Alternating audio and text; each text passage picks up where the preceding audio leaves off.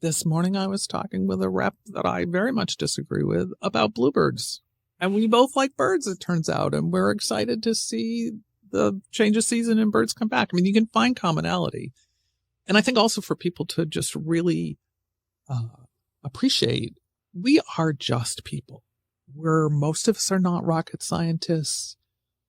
We're not really any different than the general population. At least we shouldn't be, because it's representative government. We come from all kinds of different careers. We have families, but we're all people, and we all think we're trying to do something good.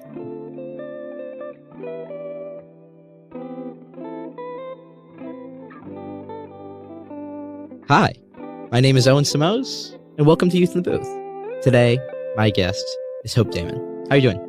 Great. Happy to be here. Thank you. I'm glad you're here. For people who might not know at home, Hope Damon is a representative here in the New Hampshire House. You've helped restore the Croydon school budget after a slash by 53%. You've been working on a platform for better and fair funding of schools, safeguarding reproductive rights, promoting clean energy sources, and raising voter engagement by finding a quote-unquote common ground in a civil manner. You're also a board member and grants co-chair of the New Hampshire Women's Foundation. Welcome to Youth in the Booth, Hope. Thank you so much, Owen. It's a pleasure to be here. So, as I mentioned here, in your local town, the school board budget was slashed by 53%. Do you want to explain a little more about this story? I never miss an opportunity to talk about this extraordinary experience. So Croydon is a town of less than 800 people, less than 600 registered voters. We have traditional town and school meeting where people show up and vote on the articles on the warrant and can amend them during that meeting if they so choose. In 2022, so 2 years ago now, we had a very small turnout at our school meeting, which wasn't all that extraordinary, but it was particularly small, less than 3 dozen people. And an individual who at the time was a member of the select board and his wife was a member chair of the school board, made a motion from the floor to cut the school budget by 53%. And it passed by a vote of 20 to 14. People were shocked and appalled and very, very concerned about what was going to happen. And as the next several weeks ensued and the school board, which did not support their own proposed budget, they supported the cut, kind of scrambled because there was no plan for how our children would be educated if, as one can imagine, you have half as much a budget. You can't do things the way you were doing them. We have a K-4 schoolhouse that is known as Little Red. It's the last one-room schoolhouse in New Hampshire, although technically it is no longer a one-room schoolhouse because we also have a portable classroom. But it is a historic and respected part of the community, and good education happens there. After fourth grade, our students are tuitioned to other schools, and the town pays the tuition up to a particular cap that matches one of the area public schools, but they'll pay it anywhere up to that cap or any approved school. If the budget cut had prevailed, Little Red would not have been able to operate in the normal fashion. We would not have had credentialed teachers. We would have had some version of a for-profit company primarily using online education for these little kids. Croydon doesn't even have good internet.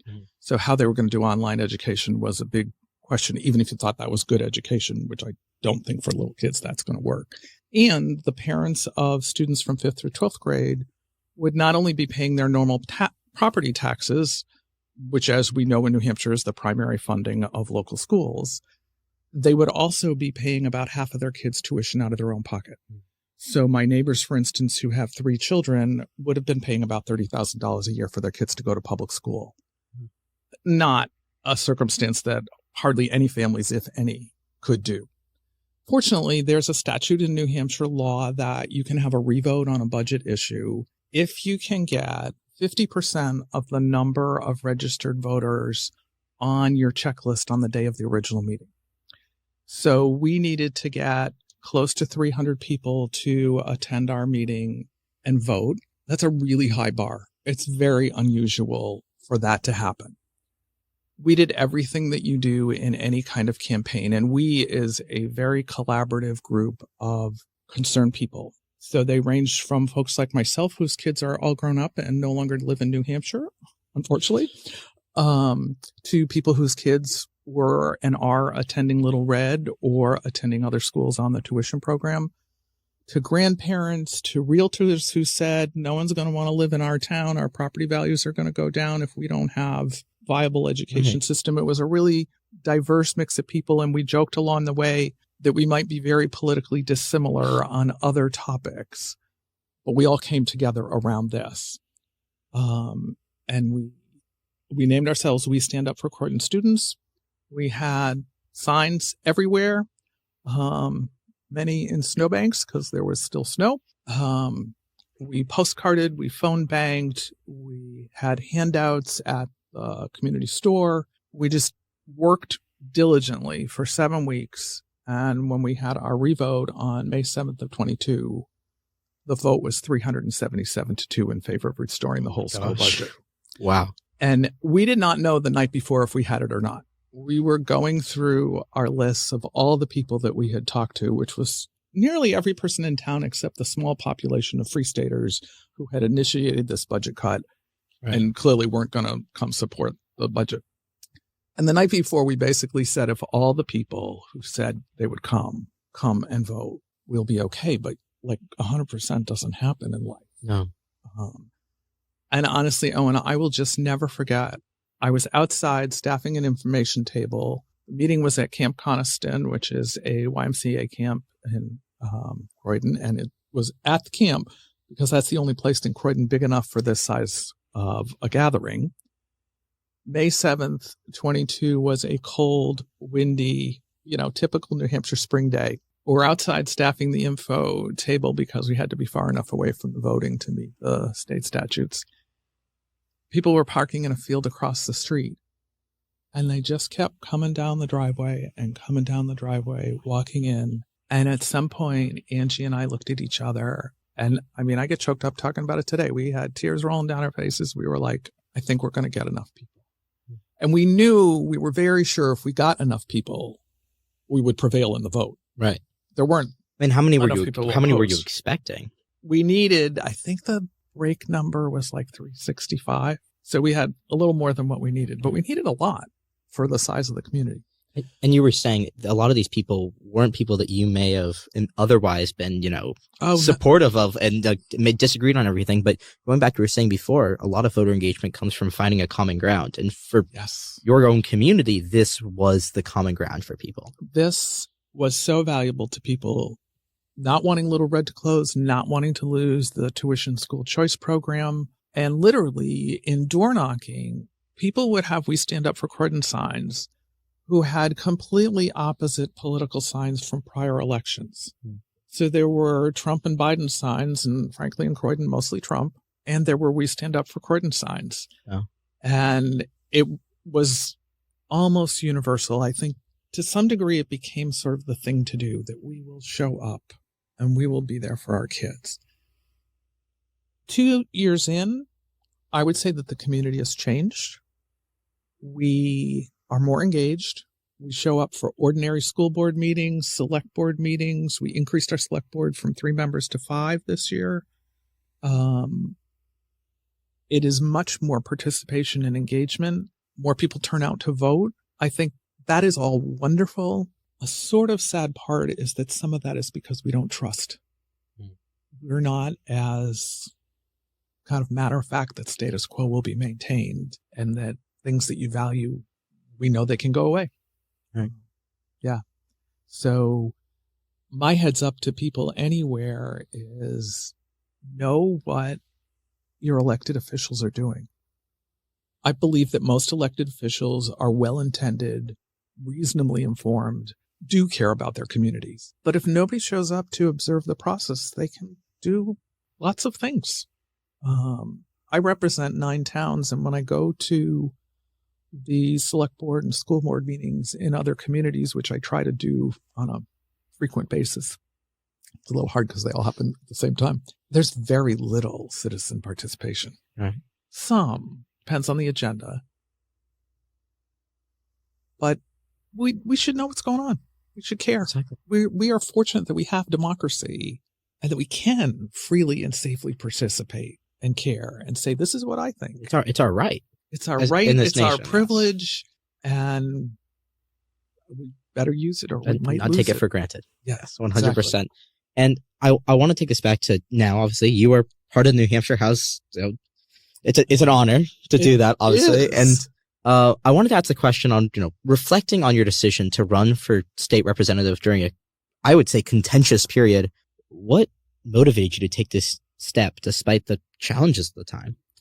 Well, I would say that I had certainly thought, not in a solid, concrete way, but I had thought about running for elected office a number of times over probably 10 or more years. I'm the daughter of a social study teacher. I'm the granddaughter of a suffragette, actually.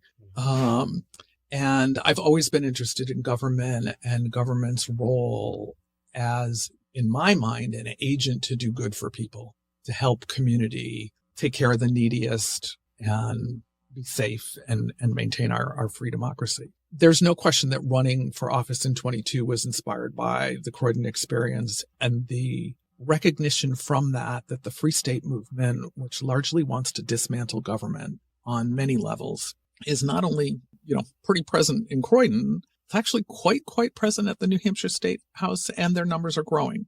So since I disagree with many of their premises, I think one of the life principles that I have is, if you don't like the way things are, you should do something about it, not just complain, just observe. So I decided it was worth a try to see if I could improve education funding, which is very inequitable in our state, and address some other issues as well. And then 3 weeks after I filed to run for office, Roe v. Wade was overturned.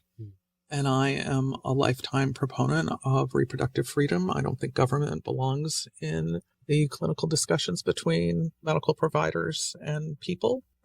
So when Roe v. Wade was overturned, I was both very upset and very sure that I'd made a right decision about running. For you, all of it was about being able to protect the things that you're passionate about and care about, and to also help your own community. Because as you said before, a person who is in government is supposed to represent the people that elected them. That's how our democracy works. And the people who voted for you are the people who are engaged towards similar issues. Yes. And government is supposed to be representative government.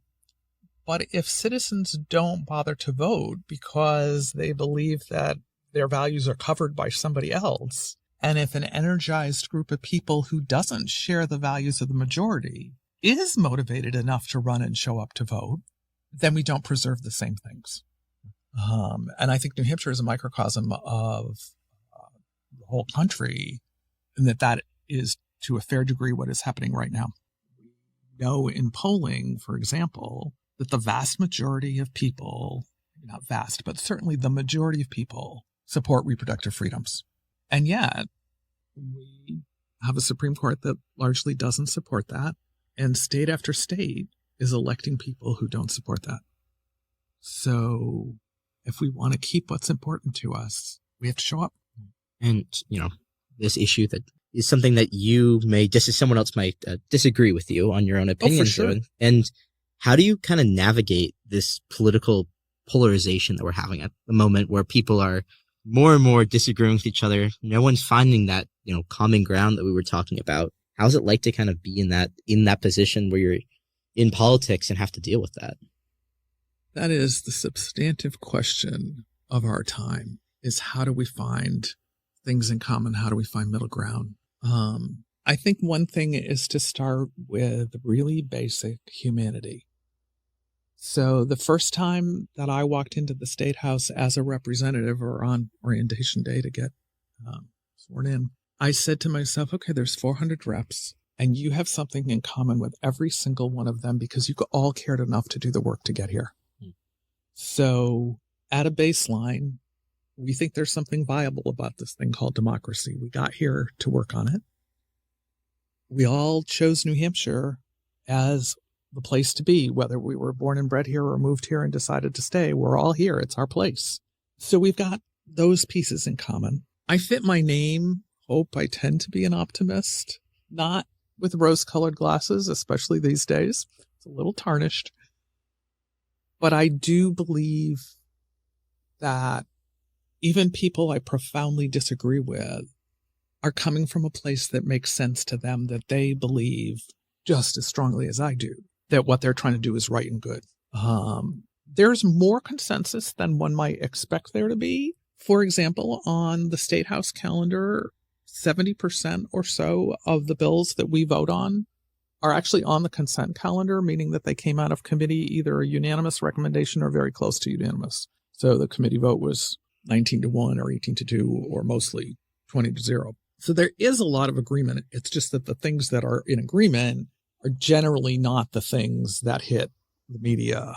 Right. Especially if the media that you're following is mostly doing fairly concise reporting and just hitting the highlights. You think that the media a lot of the time might be only picking out the negative thing because it garners more attention, or the things that are more contentious because the more contentious things. I don't necessarily think the media is always trying to be negative, but the more contentious things are what people are more aware of. So what would be a good example? So we actually voted in the House recently on a bill to accept the social work licensure compact, which basically means if it goes through the rest of the process, because passed in the House, it's got to now go to the Senate and to the governor's desk before it would actually be a law. So this bill would create arrangement with other states so that if you're licensed as a social worker in, say, Connecticut and you move to New Hampshire, you would be licensed here because you were licensed there. So that there was some discussion. That bill was not agreeable to everybody, but it did pass with a solid majority. But it's not the kind of bill that's going to be heavily reported in the media. It's going to be in the social workers' newsletter for their professional organization. So we don't hear about those things as much. Yeah. So we touched on it a little bit about, the importance of running, but if you could say anything to someone who is considering running but might have some hesitation, what would you tell them? So I've actually been having that conversation with folks this spring because, as you know, we have 2-year election cycles in New Hampshire. So all of us who are in office right now are up for re-election, if we choose to, in 2024. And for seats that folks are not running for re-election, we're inviting people and encouraging people who are interested to get informed and participate. So that, in fact, is the first thing that I would say is get informed. Talk with people who are doing what you're considering doing. Maybe talk with people on both sides of the aisle about their perspective on what it's like. Think about how you would frame it for you. So New Hampshire's legislature, we call ourselves the Citizens Court or the People's Court. There are so many bills. There is no way that one person is going to know everything. So that is one of the pieces I'd say. You learn in the process that you do a lot of work in committee. You request a committee assignment that fits the workload that you can handle. Committee assignments are varied. I'm on House Education Committee, which has a very significant workload. There are other committees that are also valuable, but just don't have anywhere near as many bills, so it's not as much work. So a person can kind of look at how much do I have available to commit to this process? If you're not retired and you're working, do you have enough flexibility that you would be able to show up for the things that are an essential requirement of being a good rep? You need to show up for the full House sessions when we're voting on all the bills. But that's a relatively modest part of the overall opportunities. I would also say to somebody who's thinking, maybe I would run, but I don't know if I'd be good at it. It is a constant learning opportunity. If you like learning about many different things, it's a perfect place to do work because you really, every single day I'm learning new things and making my list of things that I want to know more about, ebb and flow. For me also, and I think this is true of a lot of us, it feels good to be trying to address these contentious issues politely but effectively and to not back down. And I would rather be in the thick of it than watch it evolving. And my summary piece of this, first term for me is it feels worthwhile enough of the time to keep doing it.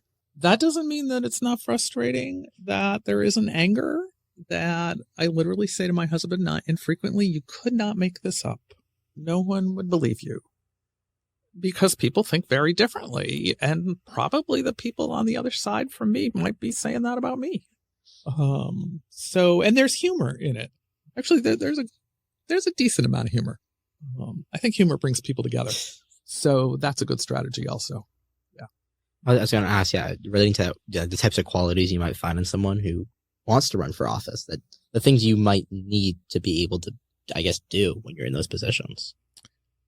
So it'd certainly be helpful to be a fairly organized person, although I would not characterize myself as the most organized. But there is, a decent amount of stuff to keep track of. I think being flexible is helpful. Schedules change. Unexpected things happen. You could think a bill is simple, and if somebody else doesn't think it's simple and has amendments that pop up and need to be sorted out. So organization, flexibility, willingness to learn, humor. One of my brothers gave me one of my campaign lines or slogans or whatever.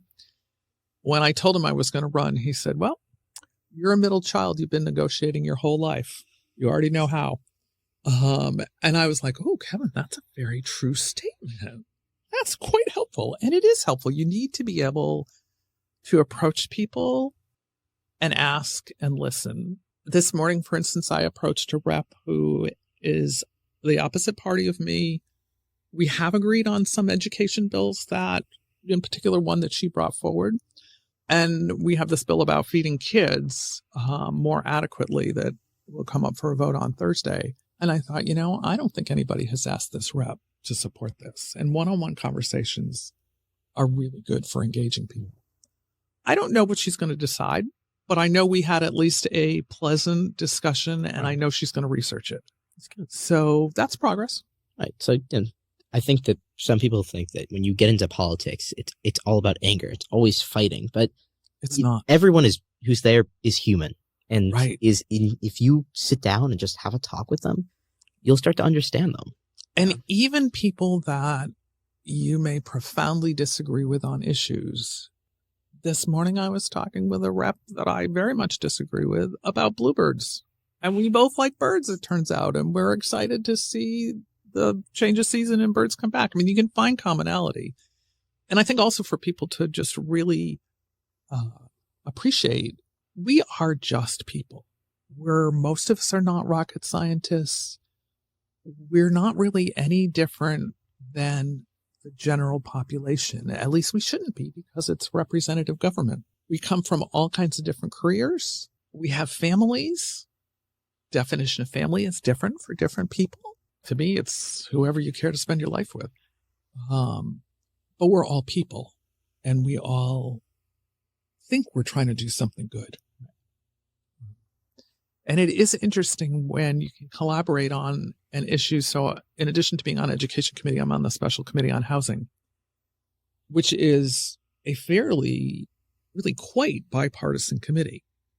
And so that's been very interesting to be able to work on some bills to try and address our critical shortage of housing with people that do not share my point of view on reproductive rights or school funding or probably environmental issues.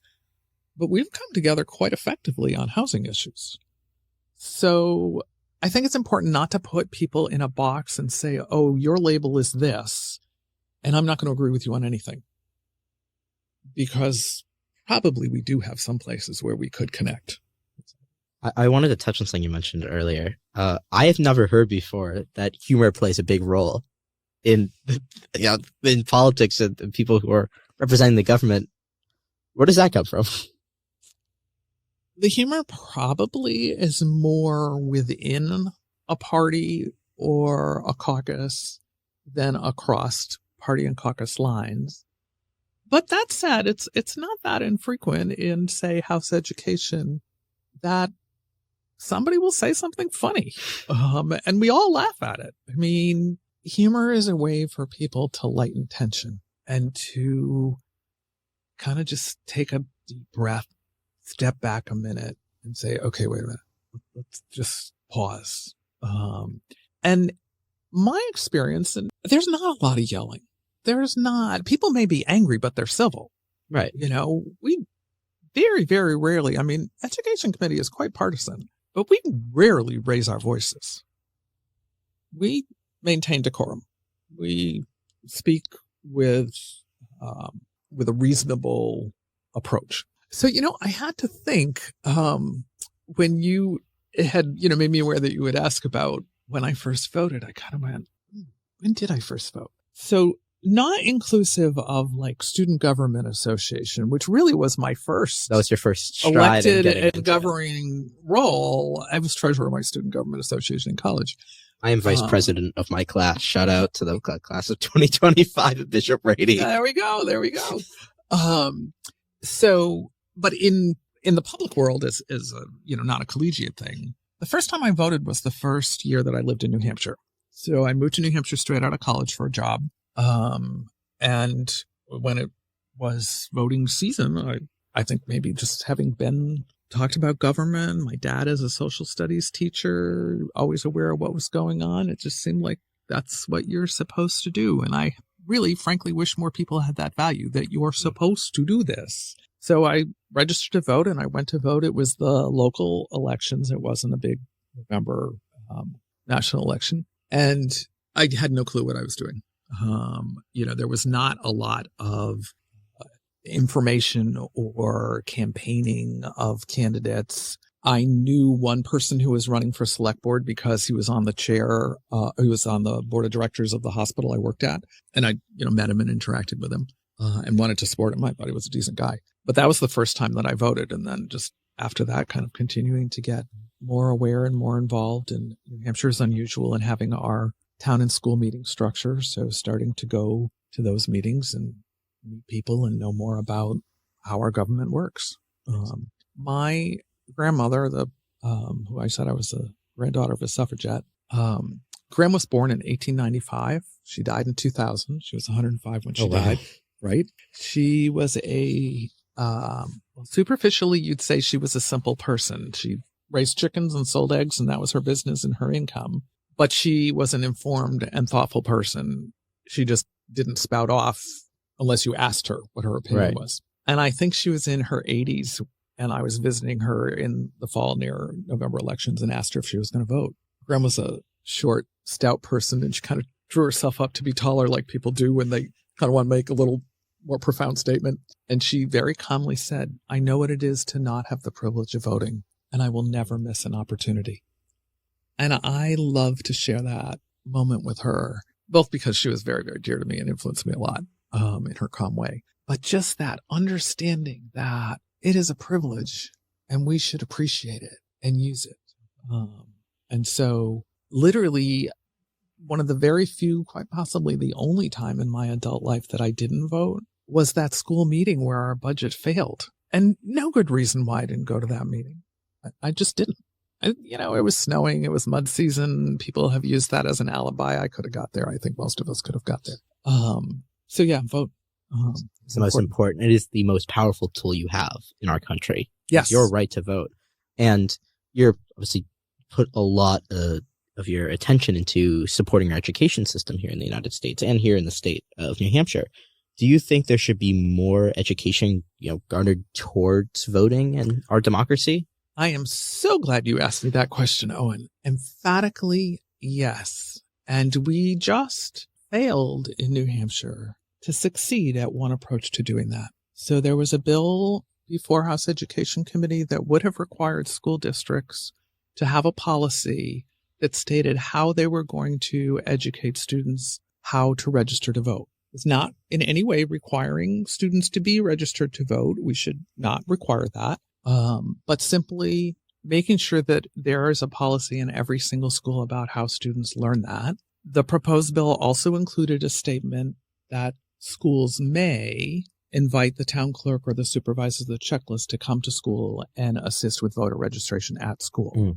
And I emphasize the word may because in legal language, may means it's optional versus if it said shall, then school districts would have been required to do that. And it did not say shall. It was just enabling legislation to note that school districts could be allowed to do that if the bill passed. It came out of a committee with a tie vote to the House floor, meaning no recommendation, and it did not pass on the House floor. That may be the most angry that I've been at the State House. The idea that elected people would not support educating young people how to register to vote is extremely distressing to me. And there were remarks made that clearly indicated that the folks opposing it opposed it largely because they felt that more people of one party would register to vote than another, not theirs. well, that's pretty sad. That's not what democracy is. Exactly. It's about we should want presenting. every single American who could vote to know how, and we should be making it as reasonably accessible as we possibly can. There was a demographic or a statistic I saw from Tufts that in the 2022 midterm elections here in the United States, only 18% of people from 18 to 29 voted. That age group has the lowest voter participation of any age group. Shockingly low. And yet, your generation has the most at risk or the most to accomplish. I mean, I am not the only one by any means, absolutely love it when young people come in to our public hearings and testify or send us emails or other communications and tell us what you want, what you think, what's going on. This is your future. You know, I mean, I want to work on clean energy and climate and make things better. But my generation is not going to be hugely impacted by that. We'll be gone. But the people who are 18 to 40 now, that's very, very significant. The other thing I want to note about voting is the young folks that I've talked to, and also some new American citizens, people who have moved here from other countries and become American citizens. No one leaves from voting and says, oh, I didn't like that. People feel good about voting when they do it. It feels like you have some impact. You have some degree of control. And one of my mindsets is, if I don't like the way things turn out the day after an election, at least I'll know I did what I could. At least I'll know I tried. So, you know, there is no guarantee that your candidate or your issue will win. But if you don't help it to win, that's pretty sad. I hope that myself and my generation of people who are a little bit younger than the voting age will, in this next election coming up, vote. It is something that I've tried to advocate for myself, my friends, and the people I know, because I know it is the most important thing I can do. I'm excited to vote, but exactly. That sentiment is not shared by all of my peers. I mean, I think people think it doesn't make a difference. And yeah. I would just say it makes a lot more difference than you would expect. So in 2022, of the 400 New Hampshire House seats, 23 had recounts, meaning that the election was close. I won my seat by 12 votes across 23,000 voters in my district. So if you think your vote doesn't count, 12 people's vote made a big difference for me. We are having tie votes on the House floor almost every week. A tie vote either means the bill fails, or the recommendation on the bill fails, that is, or it means the speaker casts the deciding vote. So all the people who voted for the speaker, their votes really count a whole lot. It's a deciding vote. Right. And that is true on many, many issues in many, many elections. They're pretty close. They're not landslides. If you go back to 2016, I mean, all the polls said Hillary Clinton was going to be the next president of the United States. And we all know how that played out. She wasn't. So how many people who may have wanted her to win didn't bother to vote? It could have been different. So I think voting feels good. I think it's a responsibility and a privilege. The other thing I would also say for young people, if you're not 18 and you can't yet vote, you can campaign. I've worked on campaigns, yes. And, you know, campaigning to a lot of us is really pretty engaging. I love meeting people. It's fun. Don't mind door knocking. And well, if you care about the candidate people. And you agree with the candidate's positions and you want to support them, then yes, it's just like you said with voting. You're not going to regret working on a campaign. And even if your candidate loses, you still feel like I did everything I could. Yes. I put everything into this. I put my heart, my soul, blood, sweat, tears, whatever, you know. Yep. All of the above. Yep. And you learn skills that are valuable. I mean, it's about communication. And there's not much in life where communication isn't useful, good communication skills. And you network, you connect with people, may in fact be lifelong friends. So it's pretty neat. Well, I think that's a great way to end it. Thank you so much, Hope, for coming on. I really appreciate it. My true pleasure. And thank you for being a person who understands the value of voting and wants to engage people in it. You should be proud. Thank you. Youth in the Booth is recorded here at Concord Community Television Studios at Concord High School. If you're interested in seeing more from my podcast, you can check out my Instagram at Youth in the Booth Podcast, or check out the website www.youthinthebooth.com.